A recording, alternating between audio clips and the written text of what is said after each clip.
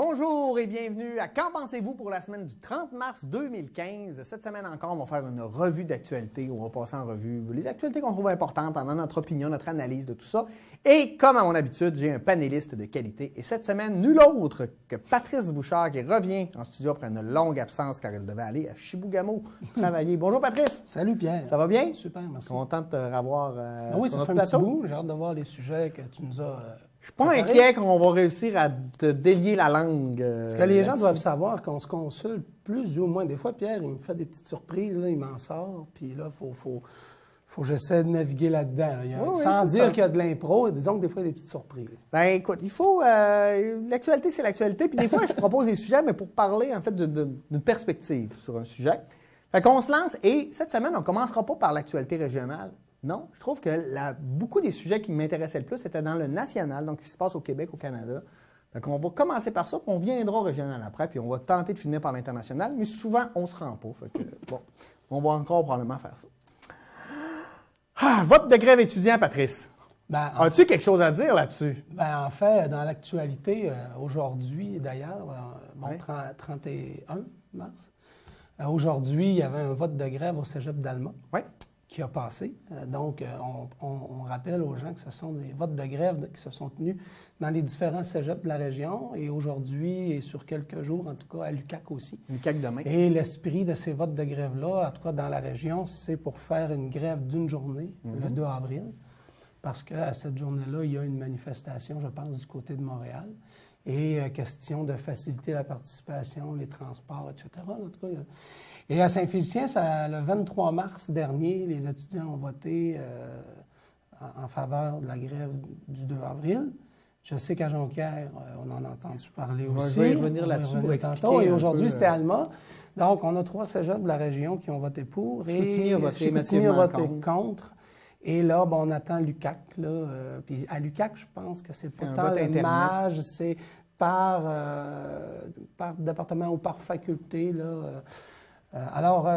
Juste pour peut-être dire, ce sont des manifestations qui visent des votes de grève qui portent essentiellement sur l'austérité.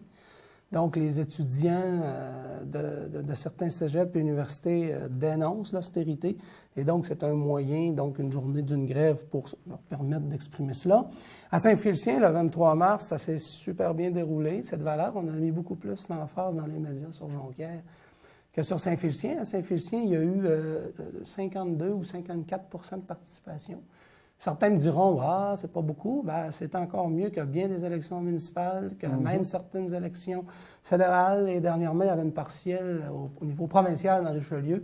Et le taux de participation en pourcentage au cégep de Saint-Félicien était meilleur. Et j'arrondis un peu les chiffres, là, mais c'est à peu près dans une proportion de 2 tiers, 1 tiers. 2 tiers pour, 1 tiers contre. Donc, je le répète, là, c'est pour une journée de grève. Là. On n'est pas là dans la grève générale illimitée. On sait qu'à Saint-Félicien, en 2012, il y a eu 8 semaines de grève consécutives. À l'heure où on se parle, Avant de revenir sur la grève, moi, je veux un peu mettre un éclairage sur le pseudo-scandale qu'il y a eu à Jonquière. Les étudiants étaient conviés. Ils attendaient 300 personnes. Il y a eu 1100 personnes.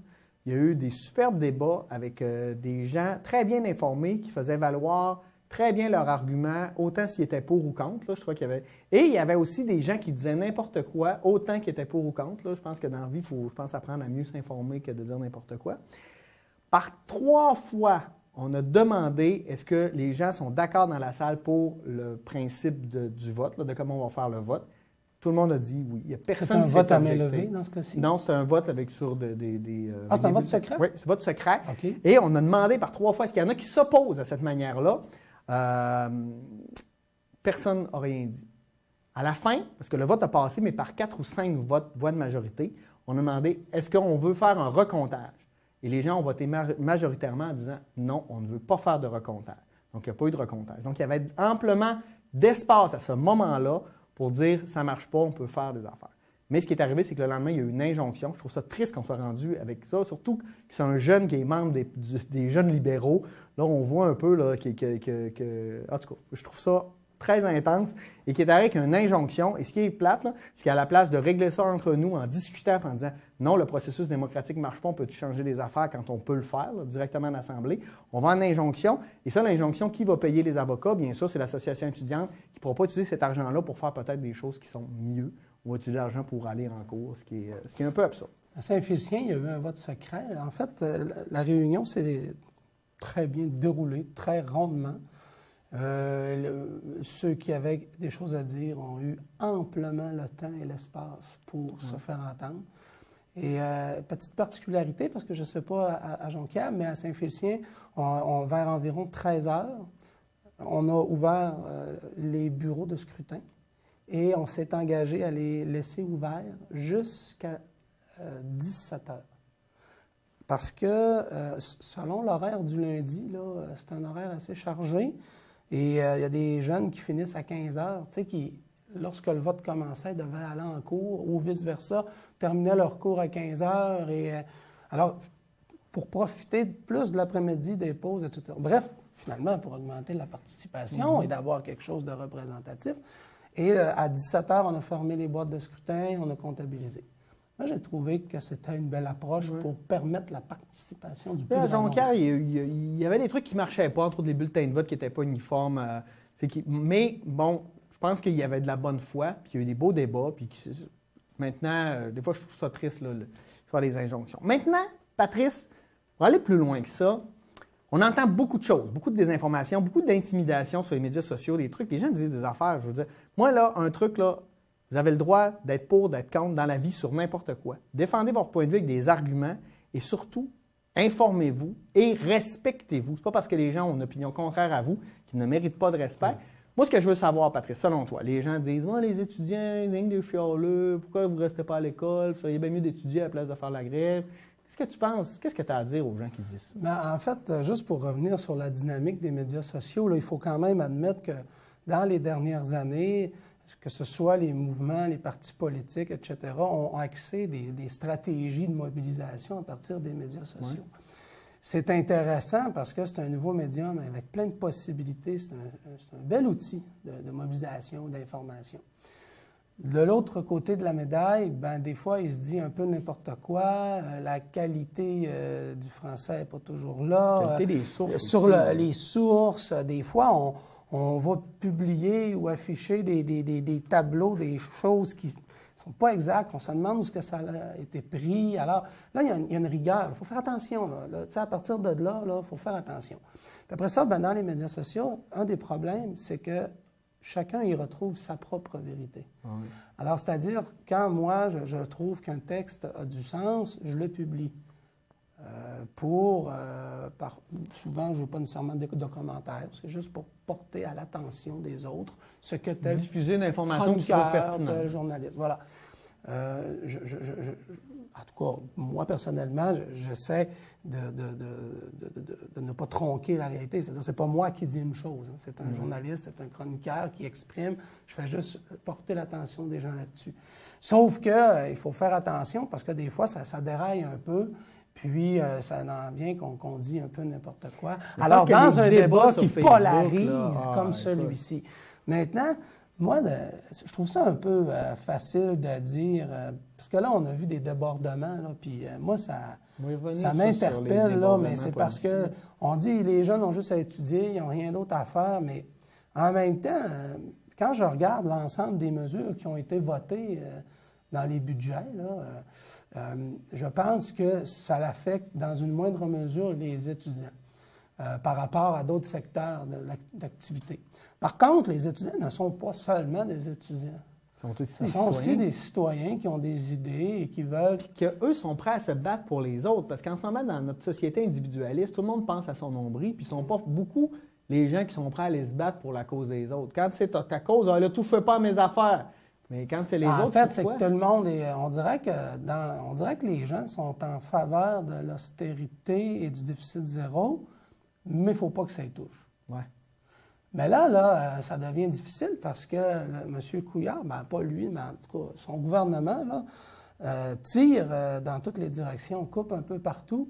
Alors, qu'est-ce que ça fait? Ça fait que ça montre un peu les uns contre les autres. C'est un peu la politique de diviser pour régner. Parce que là, moi, je me plains, moi, je suis un enseignant. Alors, je me plains en éducation, telle chose, ça n'a pas d'allure. Un autre va dire, ouais, mais moi, en santé, c'est pire. Ouais, mais moi, je suis dans le communautaire, c'est pire. Ouais, mais moi, je suis dans un organisme, au niveau des structures, pensons à l'agence ou au C3S, d'ailleurs, qui aujourd'hui tire à leur fin, on est le 31 mars. On va y revenir. On va y revenir tantôt. Alors, tout ça pour dire que c'est comme si on se comparait, là, qui est le pire. Mais il faut faire attention à ça, parce que ce que les étudiants nous montrent, c'est qu'ils dénoncent l'ensemble, puis ils essaient. Dans le fond, qu'est-ce qu'ils font? Ils tendent la main en disant aux gens, si vous n'êtes pas tannés, là, il y a quelque chose qui se passe, là. Alors moi, j'ai beaucoup de difficultés à pointer du doigt les étudiants. Maintenant, c'est bien certain que on a des manifestations qui sont déclarées illégales. Bon, pourquoi? Parce qu'on n'a pas donné l'itinéraire. Bon, on pourrait dire que les étudiants auraient tout à gagner de donner leur itinéraire pour diminuer des risques d'escalade. Puis quand il arrive des débordements, bien, on a dit « Ah, ils doivent s'attendre à ça, ils vont manifester. » Ben non, moi, je n'accepte pas cet argument-là. Parce que au niveau de la loi, c'est un droit de manifester, de se rassembler qui est reconnu. Et de dire que ben, tu sais à quoi t'attendre si tu vas manifester, ben, c'est comme si je venais limiter ce droit-là parce que je prends pour acquis que ça va péter puis que ça va déborder. Et c'est comme si je justifiais à l'avance une intervention musclée qui n'aura peut-être jamais lieu d'être. Donc, à un moment donné, un instant, là, non, on a le droit d'aller manifester et j'ai le droit de prendre pour acquis que ça va se faire pacifiquement. Okay? De l'autre côté, est-ce que des fois, certains règlements municipaux, ou je ne sais pas, là, ça fait qu'on a la gâchette un peu trop facile pour déclarer une manifestation illégale parce qu'on n'a pas donné un itinéraire? Entendons-nous, là, moi, si on est dans une manif puis qu'il y a de la casse, puis qui est complètement gratuite et inutile, on a déjà vu ça, ben moi, j'ai pas de problème à ce qu'on dise que la manifestation doit être illégale parce que c'est plus dans des paramètres acceptables. Mais quand je me rends à la manifestation illégale à cause d'un simple itinéraire, je trouve ça abusif, mais d'un autre côté, je dis à ceux qui organisent les manifs, donnez-le donc l'itinéraire. On va régler un irritant des deux côtés qui peut dégénérer, tu sais. Mais alors, moi, c'est en ce sens-là. Que c'est une raison? Tu ne penses pas que c'est une excuse? Puis si ce n'était pas l'itinéraire, on trouverait une autre raison?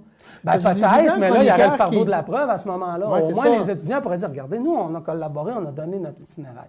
Nous, là, on veut faire ça de façon sécuritaire, puis on est dans une logique de collaboration et pour profiter pleinement des droits que la Constitution nous reconnaît.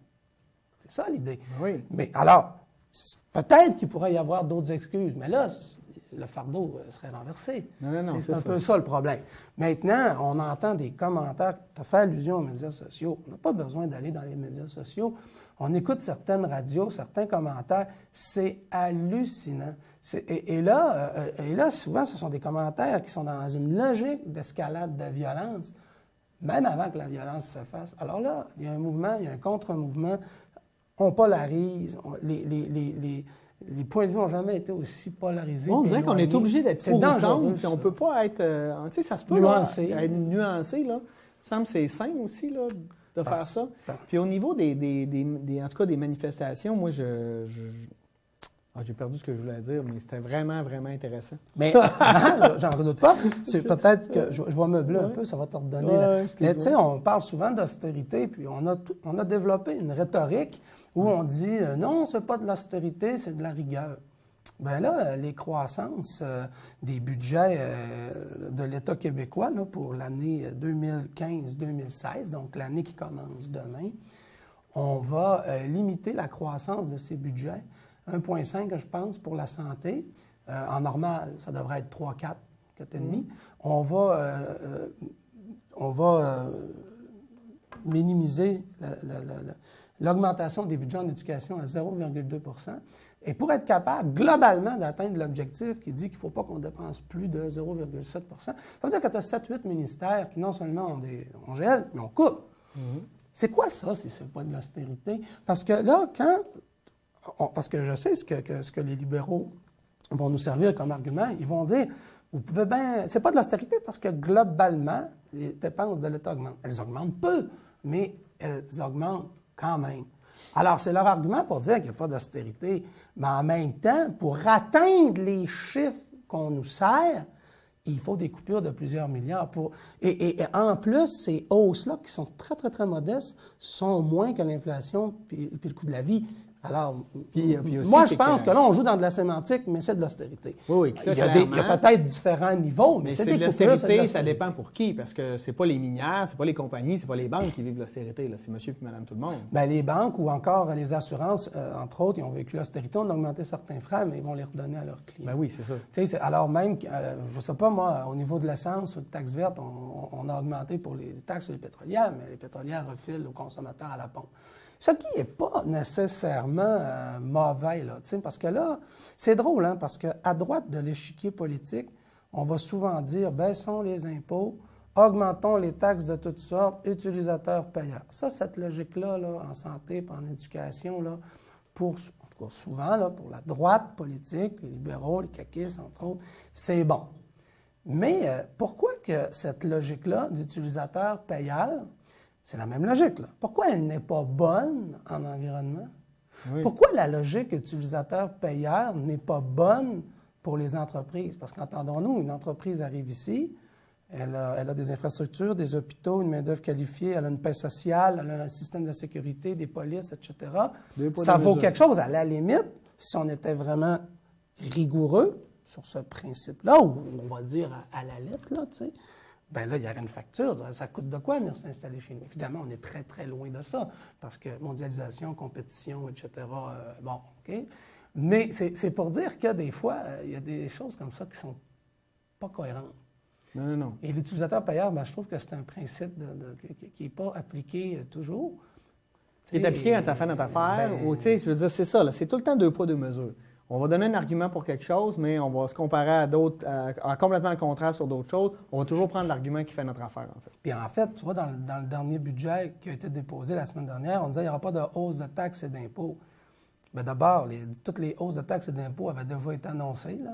Donc, il y en avait plusieurs, pas tant de hausses d'impôts, soit dit en passant, mais de taxes et de tarifs. Puis je regardais en même temps, quand on dit qu'il n'y a pas de hausse de tarifs ou de taxes, bon, les permis de pêche, de chasse, des immatriculations, tout ça augmente.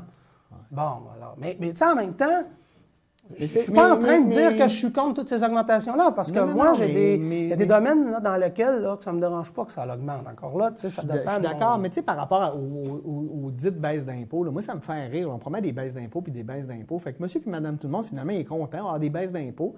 Mais au bout du compte, là, il va se retrouver avec quelques centaines de dollars de plus dans ses poches. Mais tout pour le reste, prendre en charge des choses qui coûtent plus cher. Ben, exactement. Ça va coûter au bout du compte des milliers de dollars de plus. Mais c'est pas logique aussi, parce que dans les années 2000, on a procédé à des baisses d'impôts.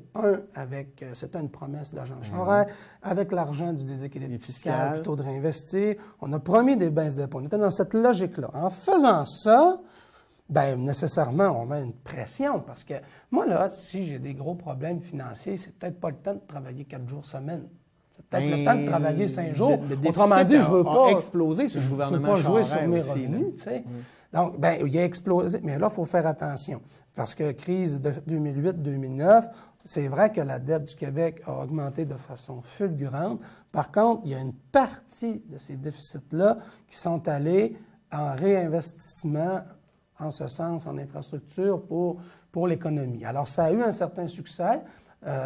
Parce que à plusieurs niveaux, ça nous a moins affecté, la crise ici, par rapport à d'autres pays. Par contre, 1, on peut dire à quel coût. 2, on a hypothéqué le futur pour ça.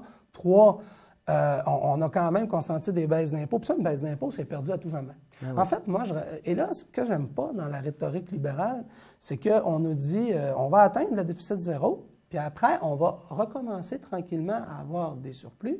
Et de ces surplus-là, une partie ira sur la dette, puis l'autre partie en diminution de taxes et d'impôts.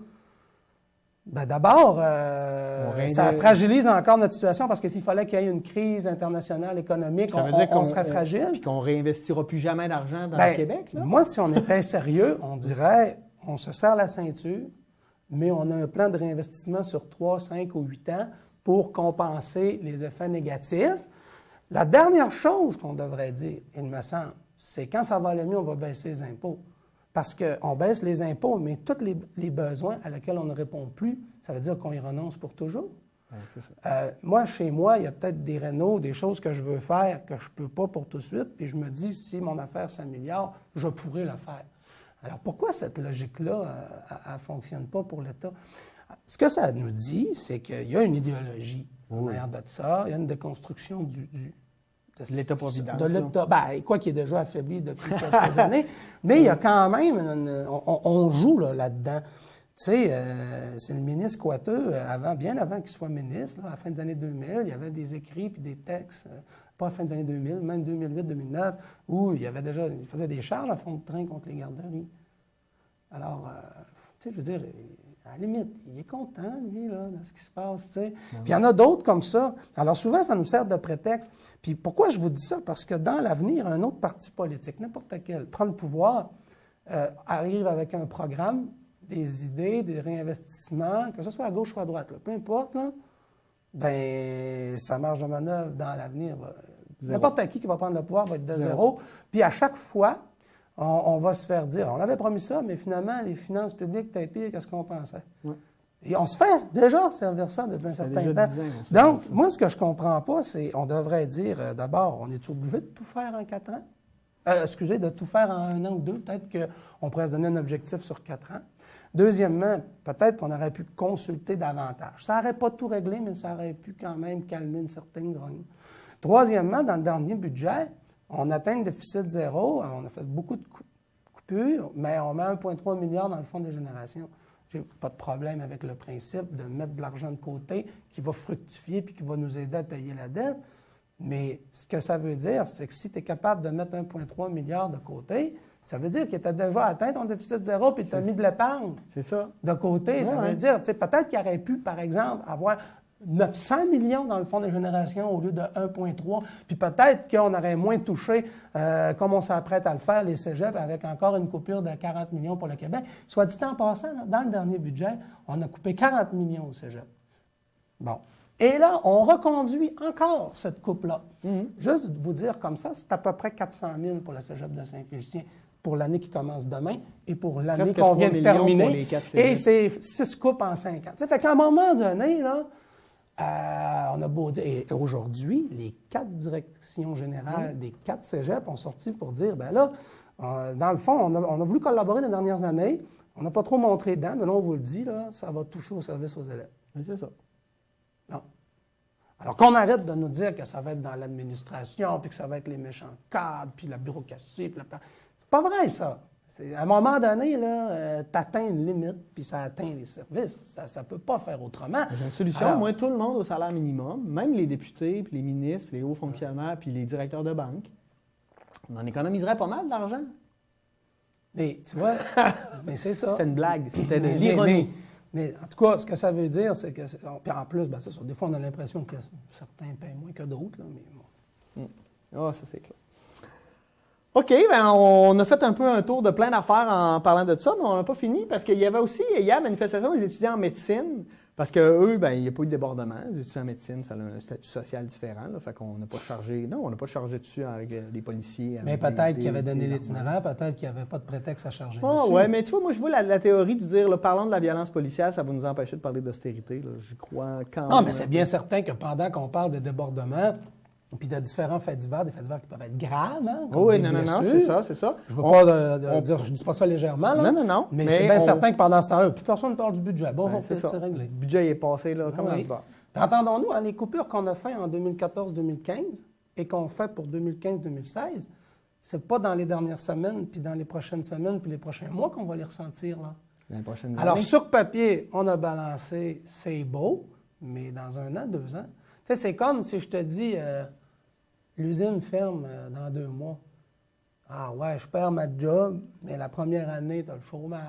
Tu sais, c'est comme, c'est tannant, mais tu réussis tant bien que mal, tu liquides des affaires, tu baisses... Mais après le chômage, il arrive quoi?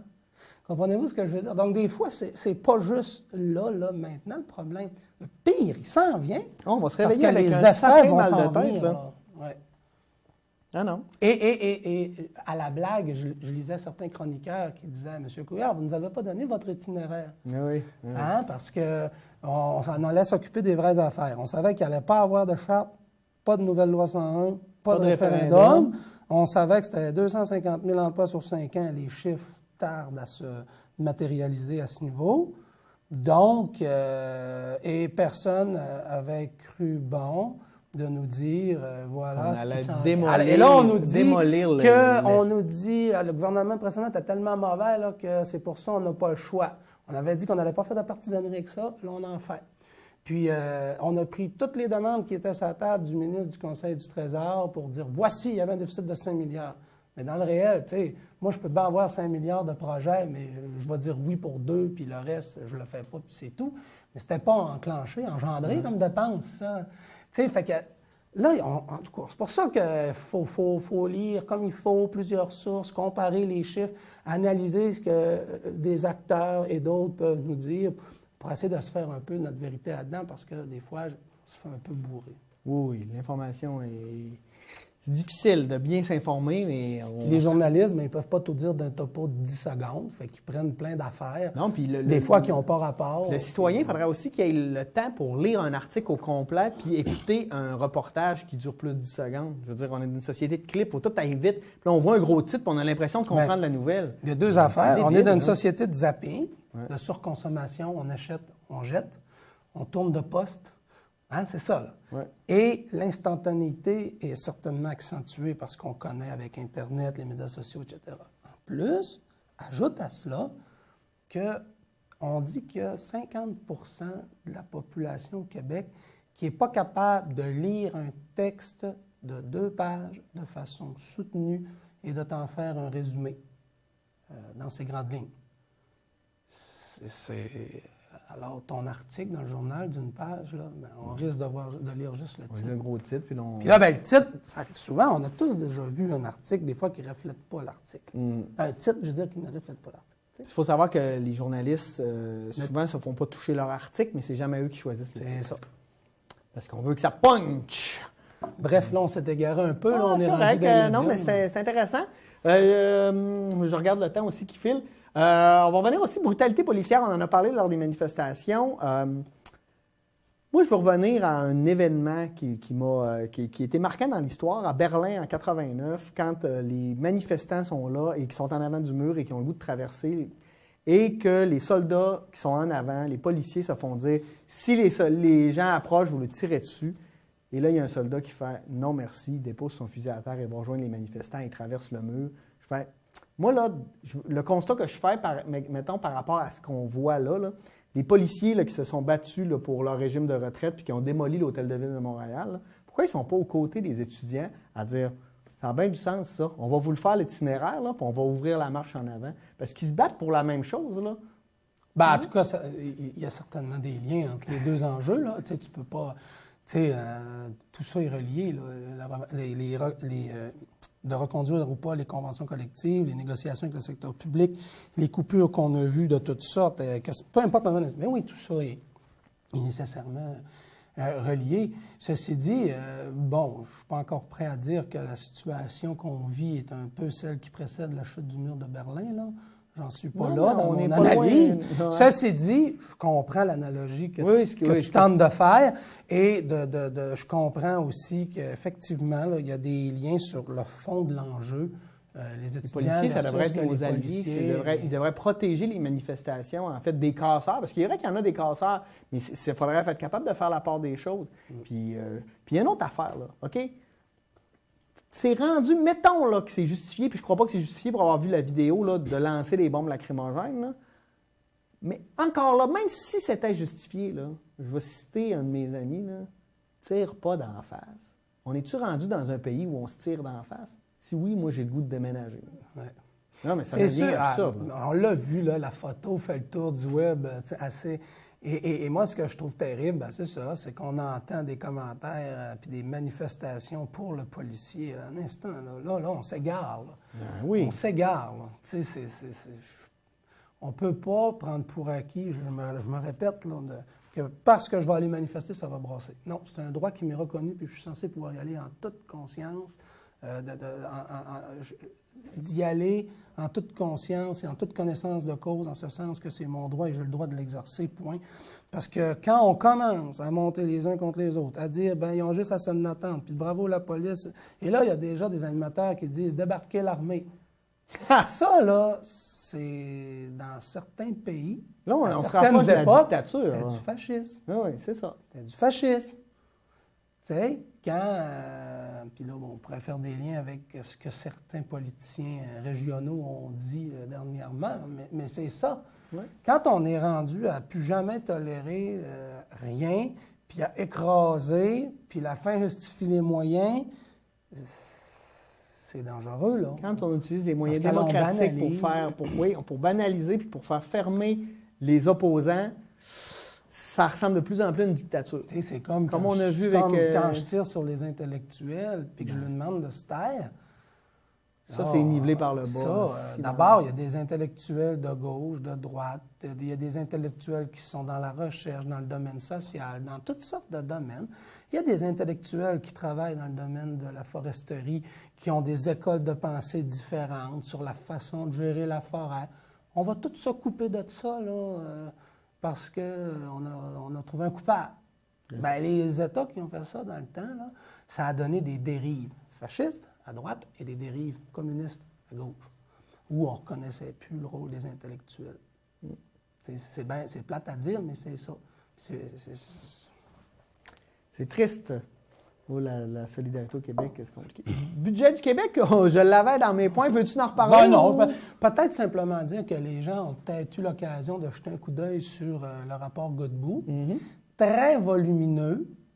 Moi, s'il y a une chose de positive que je vois avec le rapport Godbout, c'est qu'on n'a pas eu peur, je pense, en tout cas, on a proposé, on a calculé, on était rigoureux. Et c'était intéressant d'entendre M. Godbout dire quelque chose du genre, tu sais, à quelque part, c'est à prendre ou à laisser, parce que lui, il a tout balancé ses affaires. Ouais. Tu joues avec l'impôt, ta baisse, tu augmentes. Tout ça est interrelié. Tu ne peux pas juste là, piger 2-3 mesures sympathiques. C'est plus compliqué que ça.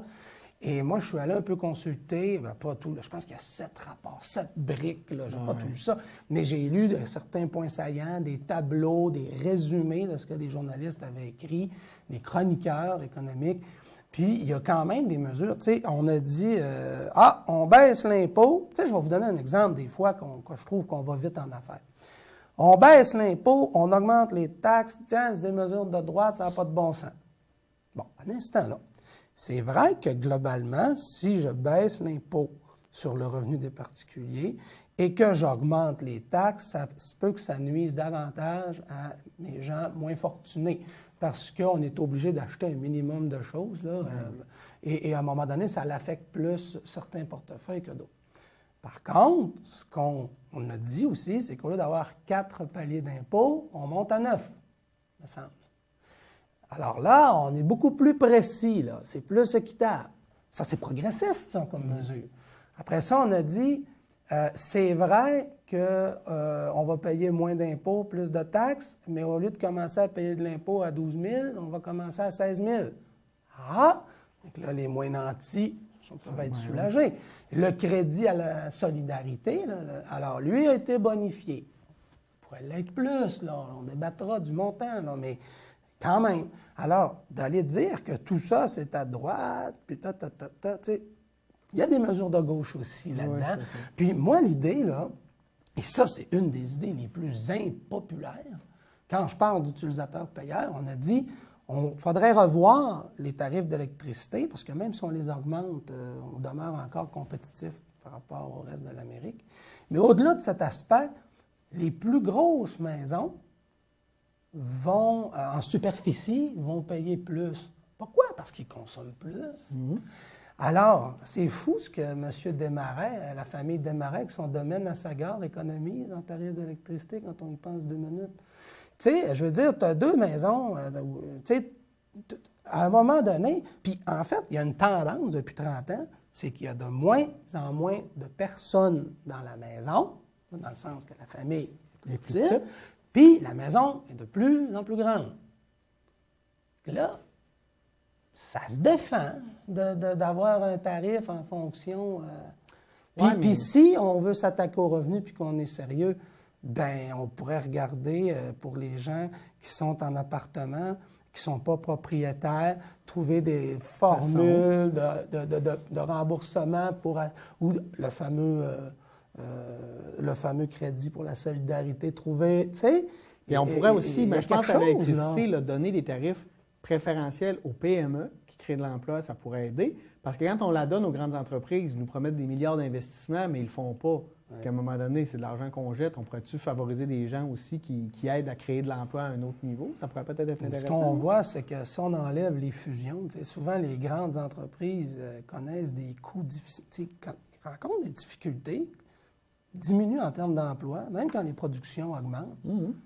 Tandis que les petites entreprises, une entreprise de 2, 3, 4 employés, là, il y a pas mal plus. Tu sais, si elle a si au lieu de 4 employés, elle se ramasse à 7, elle vient d'augmenter de 35 Moi, je pense que c'est bien plus comme ça qu'il faut voir les choses. Ouais. C'est-à-dire la stratégie des petits coups. Puis, comme dit un ami à moi, dans le fond, l'idée, c'est que c'est les ruisseaux, ça jette dans les rivières, c'est assez rare l'inverse. Oui. Donc, à un moment donné, je pense qu'il faut mettre ça en perspective. Ceci dit, il y a des... je pense que maintenant, il y avait des remboursements là, pour la formation, ou en tout cas une taxe pour la formation que les entreprises devraient donner, qui ne seront plus obligées. Mais en même temps, les entreprises, on dit souvent qu'il faut que notre système d'éducation soit axé sur le besoin des entreprises. Là, il faut apporter des nuances parce que c'est pas si simple que ça, là. Parce que la connaissance pour la connaissance, c'est pas juste une approche utilitariste, là. Non, mais en même temps, ben justement, si j'ai des chaires de recherche puis des programmes qui sont axés puis avec les besoins d'entreprise puis qui travaillent en collaboration, ben là, il me semble que c'est la moindre des choses que l'entreprise donne, qu'il y ait un mécanisme de redistribution. Elle dit hey, « moi, j'ai de la main-d'œuvre fournie, tellement pas cher, puis bien formée. » Tu sais, il y a quelque chose qui m'échappe un peu, là. Oui. Les rapports Godbout, vous regarderez ça, c'est quand même compliqué. Puis là, ben, le gars fait 7 tomes. Ça n'a pas de bon sens, c'est ça de paix. Puis là, on essaie de résumer ça aux nouvelles d'un Potter. Harry Potter avait fait 8 puis Hunger Games, puis Twilight, puis 50 nuances. OK. Bon, on va changer un peu de sujet, mais on va rester dans la politique. Hey, course à la direction du PQ. Les débats sont lancés, ça brasse. Je suis content sur certaines affaires. Ça s'intensifie un peu. Oui, parce que je trouvais ça un peu mou au départ. Là. Je sais pas, j'avais l'impression qu'on était pas dans des faux débats, mais qu'il n'y avait pas d'intérêt. Puis finalement, je trouve que ça commence à lever parce qu'il n'y a pas une opinion qui est véhiculée par 5 candidats, mais il y a vraiment des opinions différentes, des plateformes différentes, des visions différentes. Je pense qu'on peut se faire... Je t'avais dit, je ne sais pas si tu te rappelles, dans certaines émissions qu'on a tournées, même avant les fêtes, j'avais dit, jusqu'à Noël, là, c'est les signatures. Puis là, ils doivent ensuite trouver des sous parce qu'il y a des obligations financières. Hein. C'est une première tranche de 10 000 pour telle date avec les signatures. Après ça, une deuxième tranche de 10 000 et ceux qui vont au deuxième tour, une tranche de 5 000. Alors là, c'est beaucoup là-dessus. Là, c'était dans le fond les signatures, constituer des équipes, des stratégies, trouver, excusez-moi l'expression anglais, le trademark de chacun. C'était comment, certains partent de tellement loin que se faire connaître, c'est plus long que d'autres. Et là, ce qu'on voit, bon, maintenant, là, on n'est plus 6, hein, il y en a 5. Et là, ce qui est intéressant, c'est que, je vous rappellerai là, qu'il y a quelques jours, là, nous étions le 15 mars. Le vote a lieu à la mi-mai. C'est comme s'il restait 2 campagnes électorales collées. Je ne sais pas si vous avez une idée là, de la personne qui est députée, qui fait sa job à l'Assemblée nationale, qui est dans son comté fin de semaine, puis qui parcourt le Québec. Là. Je ne sais pas de faire ça pendant encore presque 60 jours. Je ne sais pas si vous avez idée, là. C'est pas un marathon. Je ne sais pas quel mot qu'on pourrait trouver, mais c'est quelque chose. Là, bon. Puis là, fait que là, on a vu là, tranquillement, les programmes commencent à sortir. Certains l'ont sorti plus tôt, d'autres au compte-gouttes, mais dans tous les cas, on commence à aller lancer des idées, des positions pour se différencier. Mais évidemment, il y a des points semblables entre les différents candidats. Ils sont dans la même famille politique. Oui. Alors là, à un moment donné, il ne faut pas s'attendre à ce qu'un soit complètement différent de l'autre. À ce moment-là, ce serait une élection classique, une élection générale. Alors, mais on verra. Et d'ailleurs, à ce sujet, je sais qu'il y aura 5 débats ou 6 là, organisés par le Parti québécois, dont un au Saguenay-Lac-Saint-Jean le 12 avril, à la salle François Brassard. Et on parle d'environ 500 personnes. Comme il y en a eu 500 à Sherbrooke et comme il y en a eu 500, je crois, à Trois-Rivières. Alors, tu sais, dans des milieux régionaux plus éloignés, 500 personnes un dimanche après-midi, c'est du monde, là. Ça veut dire que si ça vous intéresse, ou vous êtes, je sais pas, vous êtes, tu sais, on a nos opinions, puis on chiale, puis on fait des affaires. Hey, prenez, tu sais, allez voter avec vos pieds, là, prenez votre carte, allez voter, puis ça fait pas votre affaire, bien, vous déchirez votre carte. Puis non, mais tu sais, c'est ça. Là. moi, je suis pas là pour dire aux gens de prendre une carte.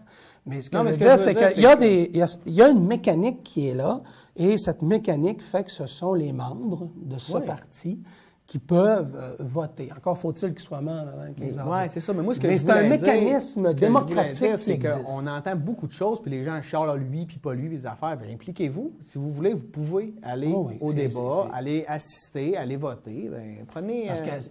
Il est possible, par exemple, qu'une personne pense « Je ne veux absolument pas que telle personne gagne.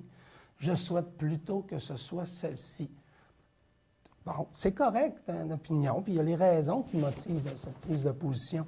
Mais si on veut la matérialiser et la rendre officielle, sinon, c'est du vent. Oui, puis si on n'est pas du tout péquiste, bien là... Ah non, là, c'est une autre histoire, ça ne s'adresse pas à vous. Là. Non, c'est ça. C'est pas grave, là, tu sais. Mais je lisais que il y avait un reportage à Radio-Canada qui disait qu'au Saguenay-Lac-Saint-Jean, c'est 6500 membres. Je pense que ce chiffre-là intègre les en règle et à renouveler, là, parce que là, il y a des blitz là, de renouvellement pour essayer de faire augmenter le nombre de membres, donc le nombre de personnes qui vont être éligibles à voter.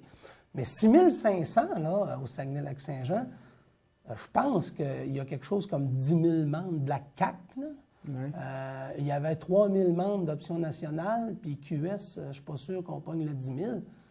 Je ne sais pas si vous avez idée là, du nombre, le bassin que ça représente pour une seule région. C'est quand même... Il y en a beaucoup dans Lac-Saint-Jean. Bien, ce que le reportage disait, c'est que dans les derniers jours, la dernière semaine, il y a eu 600 adhésions au renouvellement, mais la moitié provenait de Lac-Saint-Jean. Évidemment, eux, les gens là-bas, mais c'est Alexandre, là, c'est le petit gars de la place. Là, donc, ça a un effet probablement aussi pour d'autres circonscriptions de la région, pas seulement pour Alma. Ça serait quand même ça serait... Le PM et le chef de l'opposition dans la même région. À quoi qu'on l'a fait avec Stéphane Bédard, hein, qui, même s'il est là par intérim en attendant la venue du nouveau chef, ça donne... Il y a juste 2 circonscriptions bien à côté. Là. Ah oui, c'est comme le Power Blueberry. Vive le Saguenay-Lac-Saint-Jean. Oui, OK. Les élections fédérales aussi qui s'en viennent à l'automne prochain, mais on commence déjà à avoir des campagnes de publicité. Entre autres, les libéraux ont sorti des campagnes de publicité. Et tant que les élections ne sont pas déclenchées, toutes ces publicités-là ne sont pas comptabilisées dans les dépenses électorales. C'est ça. Alors, quand vous avez beaucoup d'argent, ben, vous pouvez commencer plus de bonne heure. Ça fait bien. Sinon, ben, il y a un plafond, il y a des règles, c'est plus strict. 3 affaires. Est-ce que là-dessus, parce que moi, il y a 3 choses qui m'intéressent. Là, on a vu la campagne des libéraux. On fait des publicités sur des sujets chocs pour essayer de faire connaître Justin Trudeau. Campagne plutôt positive, j'étais content. Parce que, deuxièmement, on devrait avoir une campagne négative de la part des conservateurs, parce que dans les dernières campagnes électorales, c'était ça, là, des publicités négatives sur les chefs de dénigrement. Puis souvent, c'est pas juste négatif, dans le sens qu'ils vont expliquer positivement leur message, mais des fois, c'est dans leur façon de pointer un individu précisément, comme ils ont fait avec Stéphane Dion, avec Michael Ignatieff notamment. Ils ont ciblé beaucoup les libéraux là, à l'époque. Les ennemis. Et troisièmement, je lisais un article sur le feu de paille NPD, puis c'était le feu de paille qui ne veut pas mourir. Parce que, tu sais, au Québec, quand ils ont été élus, on a dit « Ah, feu de paille, là... Ouais. » Mais ils sont encore majoritaires. Dans les sondages, c'est encore eux qui mènent au Québec. C'est juste que ça ne sera peut-être pas une vague de même ampleur. Je regardais, avant de venir ici, cet avant-midi, je voulais voir les derniers sondages. Et là, les intentions de vote au Québec, là, selon le dernier CROP, là, c'est à peu près... Là, j'y vais de mémoire parce que j'ai oublié mes papiers. Ouais. C'était quelque chose comme 30 pour le NPD, 29 pour les libéraux, 18 pour les conservateurs et 18 pour le Bloc. OK?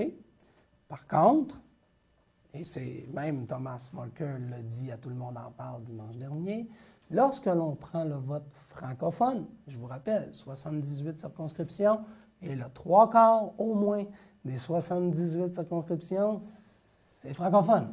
Ouais. Donc, il ne faut pas sous-estimer le vote francophone. Et ce qu'on s'aperçoit, c'est que chez les francophones, le NPD est à 33, les libéraux sont à 23, le Bloc est à 21 et les conservateurs demeurent à 18. Donc, ce que ça nous dit, par exemple, dans la région de Québec, c'est vrai que les conservateurs sont à 18 au Québec, mais sont à 40 dans la grande région de Québec. Donc, ce que ça démontre présentement, extrêmement difficile pour les autres formations politiques, la CAQ, OK, c'est pas étranger tout ça, et Gérald Deltel, qui, c'est un secret de polichinelle, là, j'ai l'impression va s'annoncer pour les conservateurs de Stephen Harper, son organisation, son monde, son rayonnement, tu sais. Donc, région de Québec, là, ça sent. Maintenant, quand on arrive à 20, ça veut dire que si c'est 23 pour les libéraux chez les francophones, ça veut dire que les libéraux ont peut-être 50 dans la région de Montréal. Alors là, ce que ça veut dire, c'est que les conservateurs ne pourront pas réussir à percer l'île de Montréal. Ça veut dire que l'île de Montréal va se partager principalement, en tout cas, plusieurs des comtés vont aller aux libéraux, quelques-uns au NPD et peut-être quelques-uns au Bloc. 1, 2.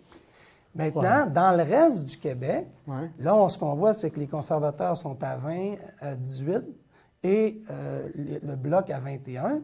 Mais dans certaines, ça c'est le vote francophone, mais dans certaines circonscriptions où traditionnellement il y a un fonds bloquiste, il y a un fonds souverainiste, il y a un fonds indépendantiste plus important que d'autres, bien c'est possible que le Bloc ne soit pas à 21 mais qu'il soit à 27. Ce que ça démontre, c'est que dans plusieurs comtés, il risque d'avoir une course à 3. Et ça, ce n'est pas négligeable parce que ça permet à certains spécialistes de faire des estimés, que ce soit la tendance se maintient et même d'autres sondeurs qui ont commencé à voir.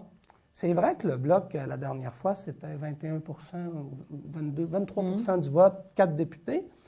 Ce ne serait pas impossible de voir un Bloc à 23, 22, 25, mais avec 6, 8, 9 députés. Donc, une espèce de résurrection. Un peu comme on avait vu à l'époque, tu te rappelles, les conservateurs s'étaient complètement effondrés. Et Jean Charest, avait réussi à en faire élire, passer de 2 à 12 ou 14, à faire de même.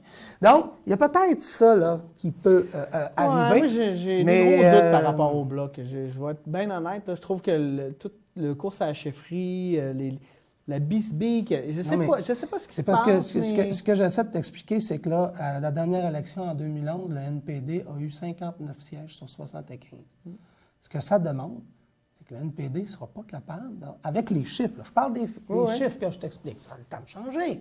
En théorie, l'élection est en octobre, peut-être qu'elle sera précédée un peu. La loi à date fixe sur les élections, ce qu'elle dit, c'est qu'on ne peut pas aller plus tard qu'octobre 2015. Ça peut être avant.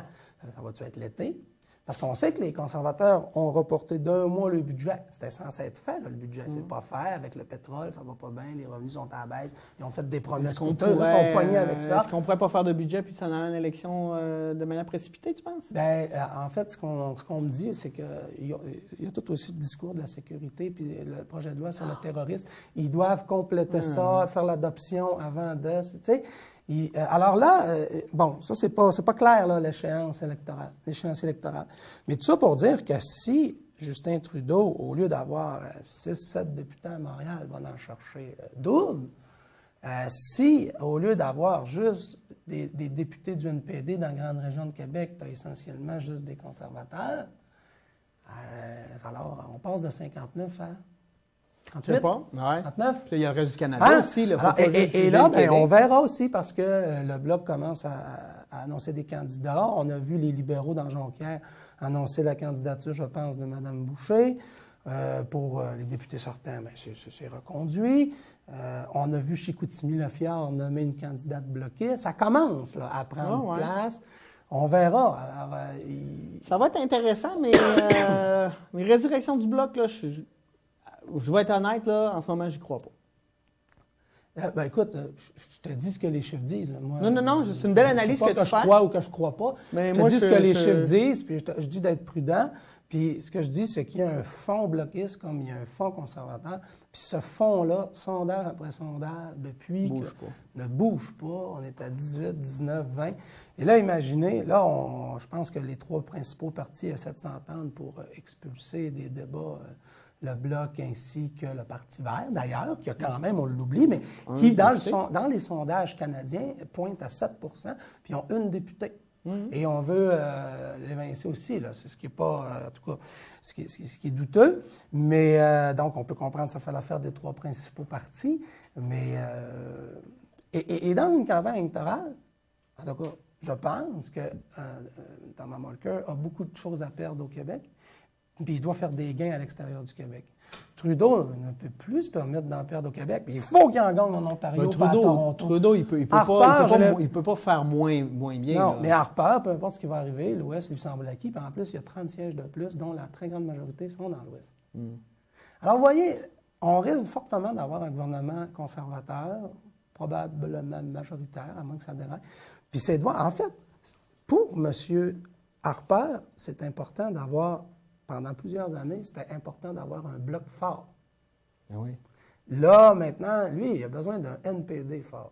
Alors, moi, des fois, je me dis qu'il collabore lui-même à polariser l'opinion puis à représenter la droite pour être sûr que les idées de gauche... En fait, pour que les libéraux qui sont centristes soient pognés en deux chaises. C'est un peu ça, la stratégie. Oui. Donc, mais j'ai hâte de voir, là, parce que c'est pas cané, ça. Puis, en fait, vous arrivez en débat... Une chose est certaine, c'est que les libéraux sont très faibles chez les francophones, à peu près à égalité avec le Bloc. Mais le Bloc est encore... Quand Stephen Harper dit les idées conservatrices, le Québec aime les idées... C'est pas sûr, là. C'est sûr que non. Hein. Alors, dans un débat, dans une campagne, qui n'a rien à perdre et qui a tout à perdre? Est-ce que ça sera une campagne courte ou une campagne longue? Et on a vu des gens décoller dans des sondages. Écoutez, les sondages, la dernière campagne électorale au Québec, je rappelle, 2 semaines avant la campagne, tout le monde disait PQ majoritaire. Facile. Et qu'est-ce qui est arrivé 36 jours plus tard? Ah non, c'est ça. Alors, vous voyez, ça change vite. Avec Patrice, on a battu un record. On a terminé l'émission et on n'a même pas fini la première diapositive. Oui, c'est spécial. C'est pour ça que je l'ai commencé avec elle. Je savais que c'était des sujets... C'est une belle analyse. Je trouve que tu as des belles données. Moi, je suis plus émotif. Moi, je gueule. J'aime ça. Non, mais c'est... c'était un plaisir. Ben oui, merci Patrice d'avoir été des nôtres. On se retrouve peut-être à l'automne prochain. Si tu veux revenir nous voir. Nous, il nous reste une émission la semaine prochaine et ce sera probablement Jules Simard qui sera avec nous. Là-dessus, je vous dis bonne semaine, n'oubliez pas de suivre l'actualité et n'oubliez pas non plus que si vous voulez, vous avez des commentaires, des choses à dire, vous voulez réfléchir avec nous, vous pouvez nous dire ce que vous en pensez, nous écrire tvldm9@videotron.ca ou aller sur notre page Facebook, allez aimer notre page, vous allez avoir tous nos reportages, toutes nos émissions, tout ce que vous voulez directement dans votre ordinateur, téléphone ou Padjet. Là-dessus, merci, bonne semaine.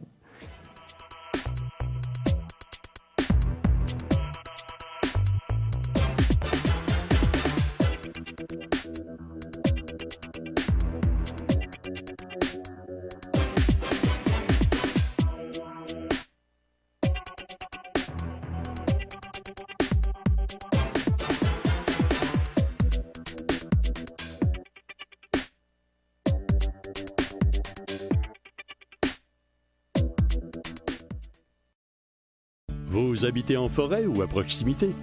Certaines précautions peuvent être prises pour diminuer les risques reliés au passage d'un incendie de forêt. Tout d'abord, nettoyez vos gouttières des branches et feuilles mortes qui pourraient s'y retrouver. Également, coupez les branches des arbres qui surplombent votre toiture. Les dessous de galeries sont souvent des endroits propices pour l'accumulation d'objets et de feuilles mortes. Assurez-vous que cet endroit est dégagé de toute matière inflammable. Si vous souhaitez brûler vos rebuts, utilisez un foyer par étincelle ou privilégiez le compostage. Ces petites actions peuvent faire la différence pour la protection de votre habitation et dans la diminution des risques de propagation d'un incendie de forêt. Dans vos activités, soyez prudents et faites votre part pour la protection des forêts.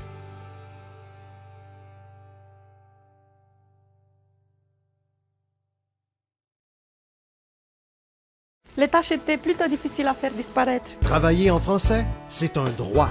Travailler en français, c'est créer de l'emploi. Moi, je travaille en français. Travailler en français, c'est se faire respecter. Un message d'Impératif français. Vous habitez en forêt ou à proximité? Certaines précautions peuvent être prises pour diminuer les risques reliés au passage d'un incendie de forêt. Tout d'abord, nettoyez vos gouttières des branches et feuilles mortes qui pourraient s'y retrouver.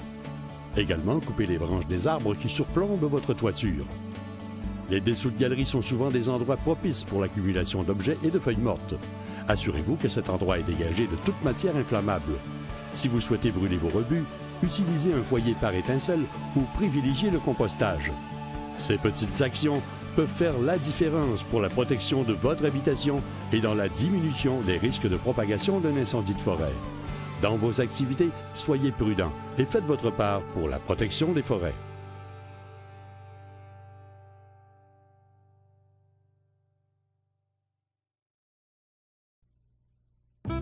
Au Canada, en 1950, la plupart des gens rêvaient de fonder une famille, de conduire une Chevrolet peut-être, et d'habiter une jolie maison en banlieue. À l'aurore, les tirs de l'artillerie rompaient le silence. La Corée du Nord, communiste, envahissait la Corée du Sud. Les Nations Unies se portèrent à sa défense, regroupant les forces armées de 16 pays. La guerre était la dernière chose à laquelle pensait la majorité des Canadiens. Pourtant, plus de 26 000 hommes s'engagèrent volontairement. L'armée désire des hommes physiquement et mentalement aptes, célibataires ou mariés, spécialement autant de vétérans que possible de la Seconde Guerre mondiale. Ce n'est pas la guerre que les Nations Unies font en Corée. C'est une action policière destinée à prévenir la guerre. Les forces de l'ONU repoussèrent les Nord-Coréens de l'autre côté de la frontière. Puis la Chine intervint et la guerre empira. Certains n'appellent même pas ça une guerre. Mais bon sang, il y avait près d'1 million de soldats de chaque côté se faisant face. Ce n'est pas une action, ça c'est la guerre. Les Canadiens et leurs alliés livrèrent de sanglantes batailles en terrain montagneux et dans des vallées infestées par la guérilla. Ces combats se terminèrent le plus souvent par des corps à corps. Cela a pris 3 ans et plus de 3 millions de victimes provenant des deux camps avant qu'un cessez-le-feu soit signé.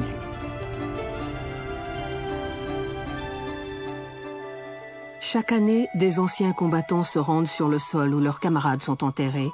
Des cérémonies et des monuments honorent les sacrifices que ces soldats ont consentis pour la liberté de la Corée du Sud. Aujourd'hui, les deux Corées ne sont ni en guerre ni en paix. Il s'agit de la plus longue trêve de toute l'histoire militaire.